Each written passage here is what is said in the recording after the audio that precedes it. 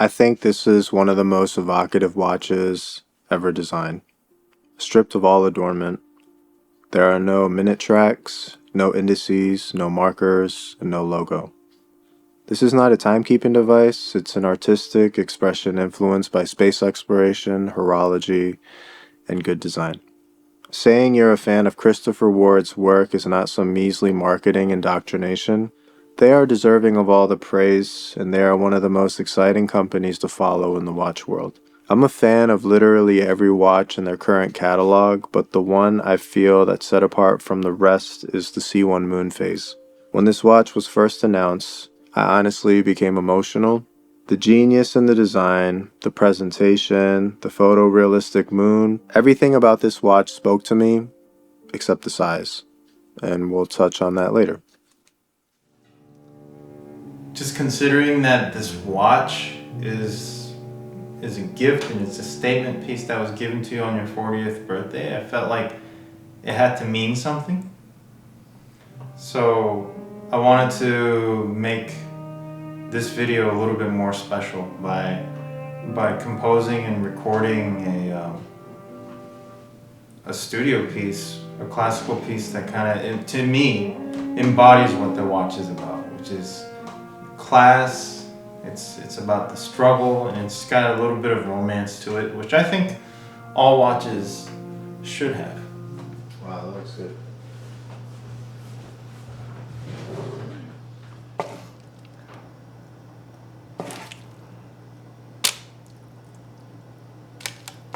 It's not pretty, but it's gonna be tasty.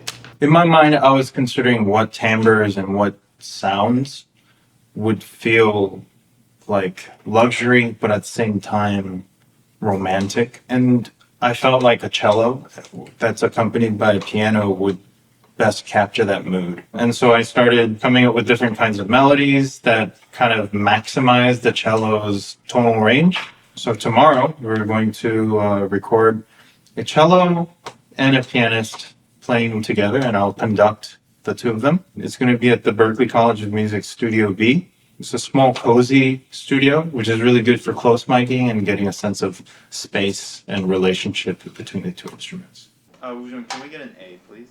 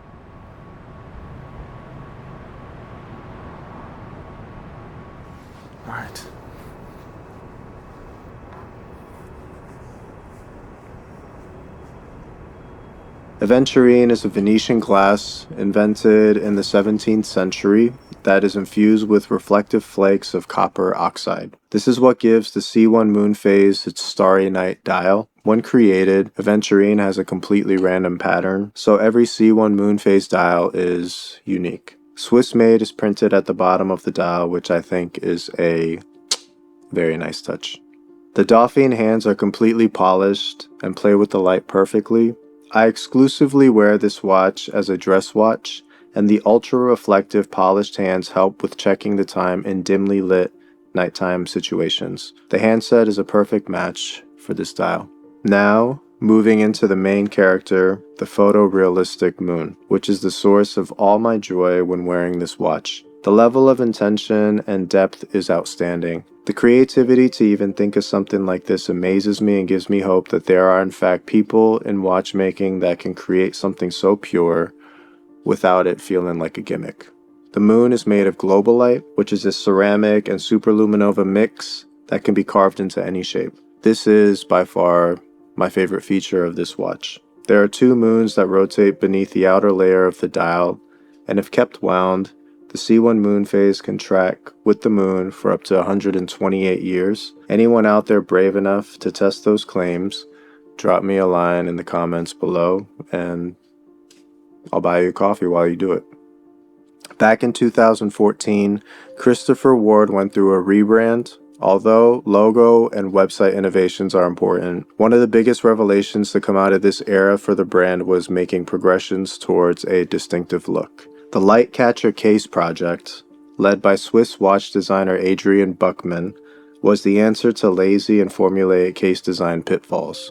The case of the C1 Moonphase is perfectly balanced and symmetrical. The finishing is silky smooth to the touch. The case sides are brushed to a satin sheen and met with polished bevels on each side. The lines of the case sides curve down to form the natural shape of the wrist. The bezel is nice and thin with adjacent brushed and polished edges. The box sapphire crystal sits perfectly on top. My second favorite feature of the C1 Moonphase is the sign crown. The dial is absent of a logo, but the sign crown helps to identify its maker. It's subtle, it's intentional. I love this design choice and how C. Ward just let the dial breathe, free of any labels or markers, giving more into the illusion of a perfect night sky. This isn't a watch I really care for the accuracy. I mean, with no indices, it's pretty difficult to know what the minute and second is. I just kind of get it close and keep it moving. The movement inside is the caliber JJ04 automatic Moonphase. This is a Solita SW220 base with Christopher Ward's in-house Moonphase modification. It's a 38-hour power reserve, and the movement is visible through an exhibition caseback, which I believe to be sapphire. The rotor is DLC finished and printed with the twin flags motif, and Christopher Ward is printed along the outer edge of the rotor. The movement is finished well and fun to look at, but honestly, what mechanical movement isn't fun to look at? The strap on this watch is done very well. The leather is smooth and is a very deep blue and lined with either suede or alcantara. I'm not really sure, but either way, it's very comfortable. The buckle is a double push button deployant signed with the twin flags motif. It's nice and secure, and it gets the job done. My one critique of this watch was the case size. 40mm is a bit big for a dress watch, especially for my 6.5-inch wrist, but since C. Ward listens to their customers, they released a 37mm. I've made peace with my 40mm variant. It is definitely encroaching on it's getting a little too big side of things, but since this is like a statement piece for me, I think the little extra dial is okay. So yeah.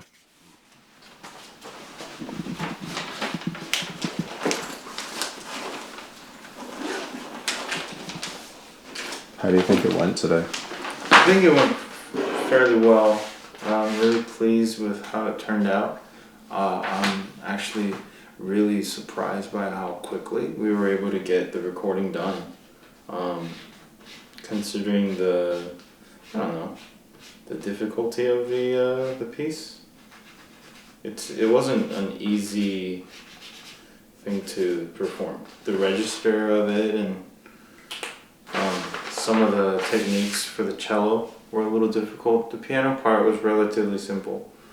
But yeah, and the players, they really enjoyed the music, so I think like they had fun while recording too, which I think is key.